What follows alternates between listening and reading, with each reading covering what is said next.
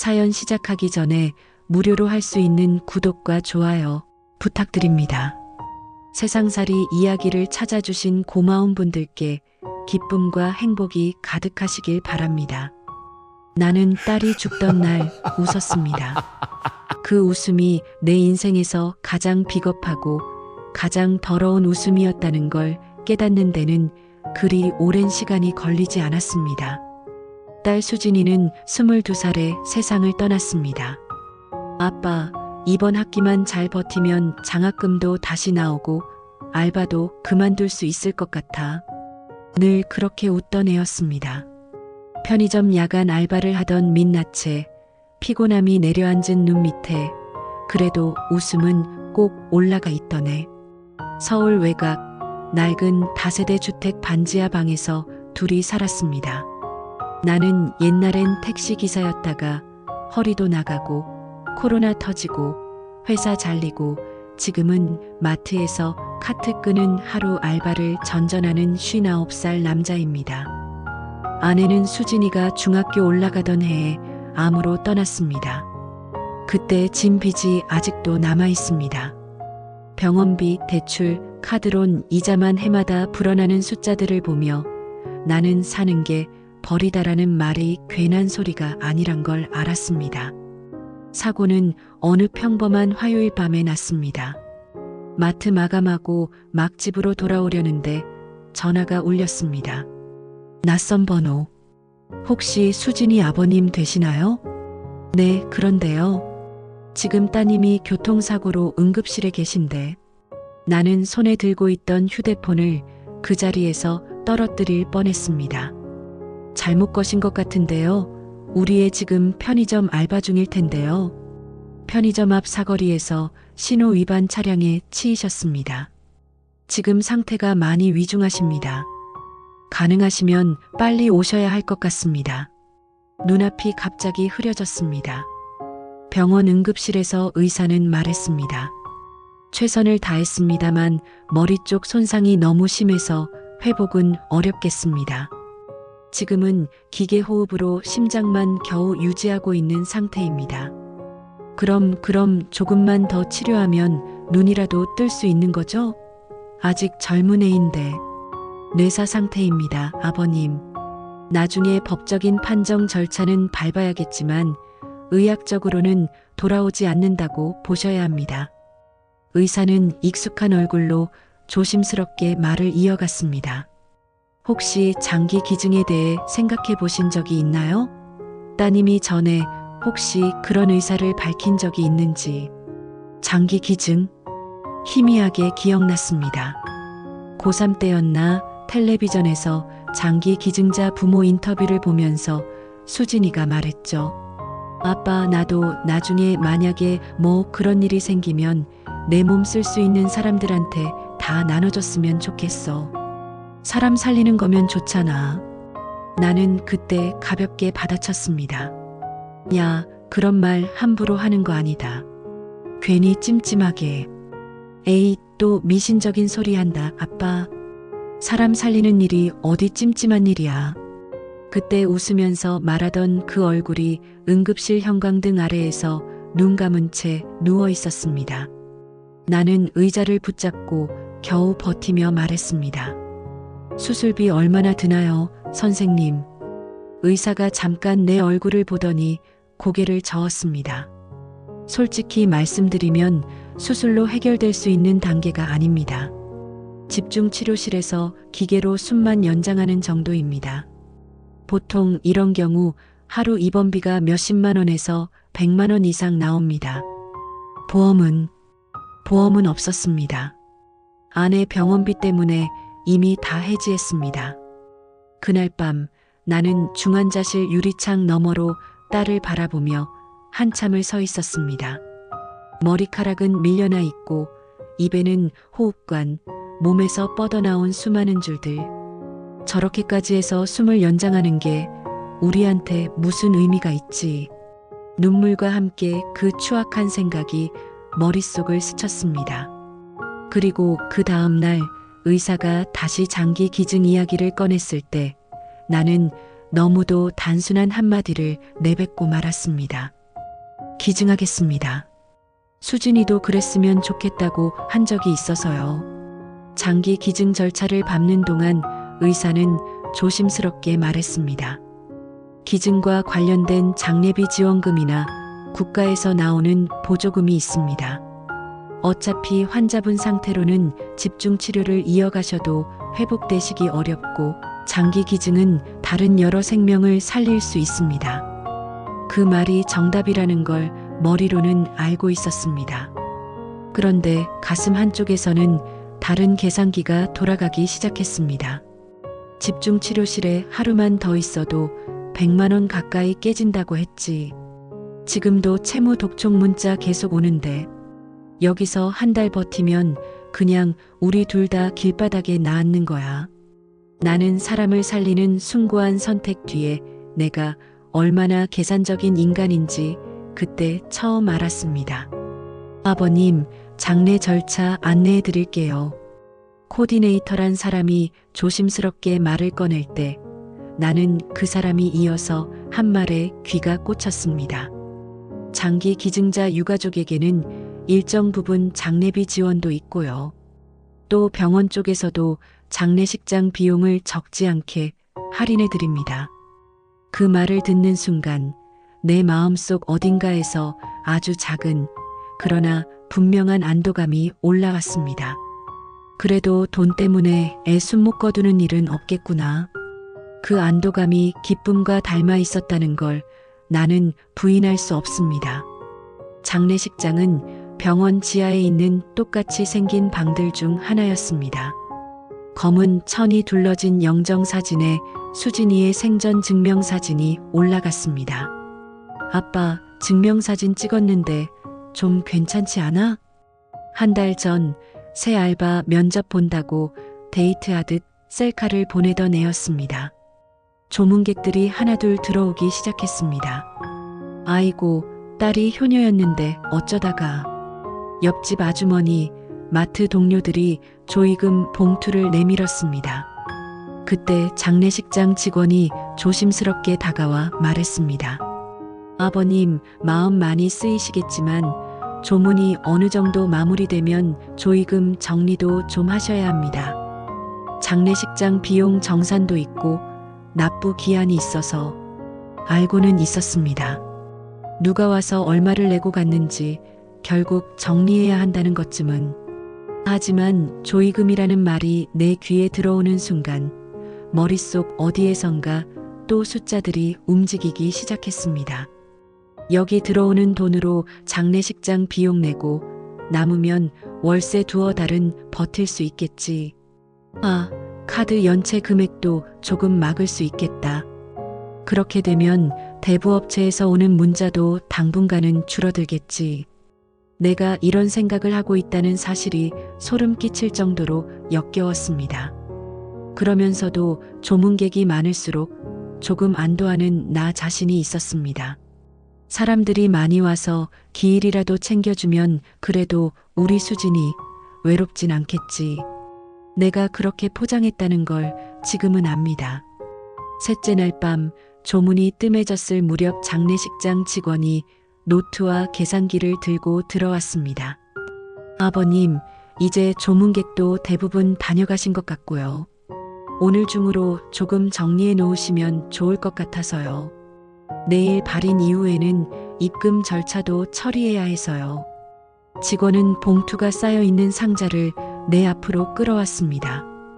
혹시 힘드시면 유족 대표분이 도와주셔도 되고요. 유족 대표라 할 사람도 없었습니다. 친척 몇몇은 바빠서 첫째 날만 왔다 사라졌습니다. 나는 텅 빈 장례식장 방 안 플라스틱 접이식 의자 위에 앉아 봉투들을 하나씩 꺼내기 시작했습니다. 봉투를 열 때마다 흰 봉투 사이로 5만 원짜리, 만 원짜리, 가끔은 10만 원짜리 뭉치가 나왔습니다. 아이고, 박 사장님이 꽤 넣고 가셨네. 옆에서 지켜보던 장례식장 직원이 중얼댔습니다. 나는 계산기를 두드리며 그 돈을 세기 시작했습니다. 5만 원, 10만 원, 20만 원, 30만 원. 어느 순간 머릿속에서 계속 울리던 딸아이의 비명도 수술실 문 앞에서의 통곡도 잠깐씩 조용해지는 것 같았습니다. 대신 이자, 독촉 문자, 이번 달까지 미납시 법적 조치라고 쓰인 빨간 경고문들이 점점 멀어지는 상상이 들었습니다. 이 돈이면 일단 급한 불은 끌 수 있다. 월세도 조금은 연체 이자도. 그러다 어느 순간 계산기 화면을 보고 있다가 나도 모르게 입가가 올라갔습니다. 살았다. 정확히 그 단어였습니다. 호흡기 붙잡고 있던 애가 겨우 숨 붙인 게 아니라 빚에 숨이 막히던 내가 잠깐 숨통이 트인다는 야비한 안도감. 그 악취나는 마음이 얼굴로 올라와 나는 조용히 웃고 말았습니다. 바로 그때 장례식장 문이 열렸습니다. 아버님, 수진이 과 선배라는 젊은 남자애가 들어와 서 있다가 내 얼굴을 보았습니다. 계산기와 봉투, 그 옆에 쌓인 지폐들, 그리고 그걸 보며 어디선가 묘한 미소를 짓고 있던 내 얼굴. 순간 나는 뺨을 한 대 얻어맞은 것처럼 얼어붙었습니다. 저 조의금 정리하고 계셨네요. 애는 애써 웃으면서 말했지만 그 눈빛에 떠오른 순간적인 당혹감을 나는 분명히 봤습니다. 딸은 안 보고 돈 세고 있네. 그 눈빛이 분명히 그렇게 말하고 있었습니다. 그날 밤 장례식장 화장실 거울 앞에서 나는 내 얼굴을 봤습니다. 붓기는 했지만 눈 밑엔 다크서클이 내려왔지만 그럼에도 불구하고 입가에는 지워지지 않는 삐뚤어진 선이 남아 있었습니다. 내 딸이 죽었는데 돈 세는 게 그렇게 좋냐? 입 밖으로 그 말을 내뱉는 순간 눈물이 쏟아졌습니다. 미친놈, 진짜 미친놈이다, 나. 나는 세면대에 얼굴을 쳐박고 한참을 울었습니다. 조의금 때문이 아니라 그 조의금에 잠깐이나마 안도한 나 자신 때문에. 발인 날 관이 연구차로 옮겨질 때 수진이 선배였던 그 남자가 다시 내게 다가왔습니다. 아버님, 응. 수진이가 저랑 갔던 동아리에서 자주 이런 얘기했거든요. 아버님이 빚 때문에 고생하시는 거 너무 마음 아파했다고요. 그래도 자기는 돈 많이 벌면 제일 먼저 아버님 빚 갚아드리는 게 꿈이라고. 나는 그 말을 듣는 순간 다리가 풀려 그 자리에 주저앉을 뻔했습니다. 죄송해요. 그냥 하고 싶어서. 그 애는 내 표정을 보고 급히 말을 줄였습니다. 하지만 이미 늦었습니다. 머릿속에서 어제 계산기 누르며 웃었던 내 얼굴과 아빠 빚 갚아줄 거야 라고 말하던 수진이 얼굴이 동시에 떠올랐습니다. 지 딸의 꿈은 아빠 빚 갚는 거였는데 아빠란 놈은 지 딸 죽은 날 조의금으로 빚 갚을 생각에 웃고 있었다. 그 사실이 칼날처럼 심장을 후벼 팠습니다. 발인이 끝나고 집에 돌아와 장례식장에서 가져온 조의금 봉투 상자를 방 한가운데 내려놓았습니다. 상자 안에는 장례식장 비용 지출하고 남은 돈들이 들어 있었습니다. 나는 그 상자를 한참 동안 그냥 바라보고만 있었습니다. 이 돈으로 정말로 연체 이자를 막을 수 있습니다. 월세도 몇 달은 냅니다. 카드 회사 독촉도 당분간 안 올 겁니다. 그리고 그걸 아는 내 마음 한구석에서 또 아주 미세한 안도감이 피어오르고 있었습니다. 그게 너무 무서웠습니다. 나는 벌떡 일어나 옷장 위를 뒤졌습니다.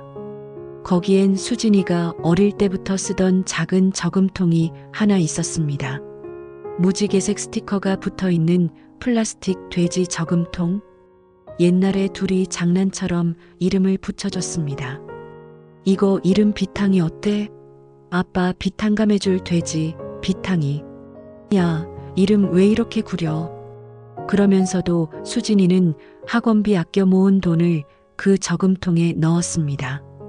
그 저금통 밑바닥에 붙어있던 흰 메모지를 뜯어냈습니다. 아빠 빚 언젠가는 내가 갚을게. 조금만 기다려줘요. 수진 올림. 손글씨가 삐뚤빼뚤했습니다. 중학교 2학년 때 쓴 메모. 나는 그걸 아직도 버리지 못하고 저금통 밑에 붙여놓고 있었습니다. 그 메모 위에 나는 장례식장에서 가져온 조의금 봉투 몇 개를 내려놓았습니다. 미안하다, 수진아. 너는 내 손으로 아빠 빚 갚겠다고 했는데 아빠는 너 죽고 나서야 사람들이 주는 돈으로 숨 좀 쉬겠다고 웃고 있었다. 눈물인지 콧물인지 모를 것들이 메모 위에 떨어졌습니다. 그날 밤 나는 조의금 상자에서 일정 금액을 빼집 근처 작은 공원으로 갔습니다. 수진이가 어릴 때부터 자주 놀던 곳이었습니다. 그네 옆 벤치에 앉아 나는 손에 쥔 봉투를 바라보았습니다. 도박하는 사람은 손에 쥔 돈이 자꾸만 불어날 것처럼 느껴져서 멈추기 힘들다고 했다. 나는 지금 이 돈이 진짜 내 돈인가 아니면 수진이의 몸값인가 얼마나 앉아 있었는지 기억도 나지 않습니다. 밤 11시쯤 됐을 때 휴대폰이 울렸습니다. 대부업체였습니다. 고객님, 이번 달 이자 연체로 조만간 방문 추심이 나갑니다. 나는 그 문자를 보다가 천천히 문자함을 비웠습니다. 그리고 폰에서 대부업체 번호들을 모두 차단했습니다. 빚이 사라진 건 아닙니다. 당장 내일도 독촉은 올 겁니다. 그럼에도 나는 그 돈으로 당장 연체 이자를 막는 대신 다음날 아침 작은 봉투에 돈을 나눠 담아 근처 소아병동에 기부했습니다. 얼마 안 되지만 그냥 딸 이름으로. 직원이 기부자 이름을 묻길래 나는 박수진이라고 적었습니다. 그 돈이 누구한테 어떻게 쓰일지는 알지 못합니다. 단지 내가 알 수 있는 건 딸의 죽음으로 받은 돈을 내 숨통이 아니라 다른 누군가의 숨통을 위해 쓰는 게 그나마 내가 할 수 있는 최소한의 인간적인 선택이라는 것뿐이었습니다. 그 후로도 생활은 하나도 나아지지 않았습니다. 여전히 임대료는 밀리고 여전히 카드사는 전화합니다. 마트 알바 끝나고 밤길을 걸어오다 보면 가끔은 이렇게 생각합니다. 그날 조의금 상자 앞에서 웃지 않았다면 내 마음이 조금은 덜 더러웠을까? 하지만 정직하게 말하면 나는 그때도 지금도 돈이 필요합니다. 오늘도 월세 독촉장이 우편함에 꽂혀 있었으니까요. 그래서일까요? 나는 아직도 누군가 장례식장 이야기, 조의금 이야기만 꺼내도 가슴이 철렁 내려앉습니다. 사람들은 모릅니다. 딸을 잃고 조의금 봉투를 세며 잠깐 기뻐했던 아버지가 어떤 얼굴로 그 다음 날을 버텨야 하는지. 오늘 밤 딸 아이 유골함이 있는 납골 땅에 다녀왔습니다. 하얀 유골함 앞에 작은 국화꽃 하나 놓고 나는 조용히 앉아 한참을 혼잣말했습니다. 수진아, 아빠 요즘도 돈 걱정한다. 너 죽은 날 조의금 세면서 잠깐 안도한 거 너도 봤겠지. 그래서 더 미안하다. 근데 있잖아. 아빠가 조금은 버틸 수 있었던 것도 사실이야. 그날 봉투 안에 들어있던 사람들 마음 때문에. 나는 유골함을 손으로 쓰다듬었습니다. 아빠는 끝까지 못난 놈으로 남을 것 같다. 그래도 한 가지는 약속할게. 내 이름으로 받은 돈을 아빠 배 채우는 데만 쓰진 않을게. 조금이라도 다른 애들 살리는데, 다른 집 숨통 트이는데 보태볼게. 그게 아빠가 내 앞에서 겨우 할 수 있는 변명 같지 않은 변명이다. 어차피 수진이는 아무 대답도 하지 않습니다. 대답 대신 납골당 유리문에 비친 내 초라한 얼굴만 조용히 웃고 있을 뿐입니다. 예전처럼 조의금 봉투를 세며 비겁하게 올라갔던 웃음이 아니라 스스로를 비웃는 쓸쓸한 웃음. 이게 내 이야기입니다. 딸이 죽었는데 잠깐 조의금 생각에 기뻐했던 아빠, 그리고 그 기쁨 때문에 평생 자신을 용서하지 못하게 된 아빠. 누군가는 나를 보고 돈에 눈먼 인간이라 욕할 겁니다. 맞습니다. 나도 그렇게 생각합니다. 하지만 한 가지는 당신이 알았으면 좋겠습니다. 사람이 가장 가난해지면 마지막으로 붙잡게 되는 것도 또 돈이라는 걸. 그게 더 슬픈 일입니다. 그래서 이 이야기는 해피엔딩이 될 수 없습니다. 수진이는 돌아오지 않고 빚은 여전히 남아있고 나는 매일 밤 내가 장부처럼 써내려간 죄책감의 숫자를 혼자 들여다보며 삽니다. 그리고 때때로 그 숫자들 사이에 이렇게 적어봅니다. 그래도 오늘 하루도 버텼다. 딸 없는 세상에서 조의금으로 잠시 숨을 쉬었던 아버지의 비겁한 버팀입니다. 우리네 세상살이 이야기 시청해 주셔서 감사합니다.